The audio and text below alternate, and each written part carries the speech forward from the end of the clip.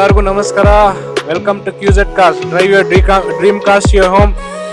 ಇವತ್ತು ನಮ್ಮ ಹತ್ರ ಶಿವಮೊಗ್ಗದಿಂದ ಚಿಕ್ಕಮಂಗ್ಳೂರಿಂದ ಮೊಹಮ್ಮದ್ ಯಾಸೀರ್ ಅವರು ಬರ್ತಿದ್ದಾರೆ.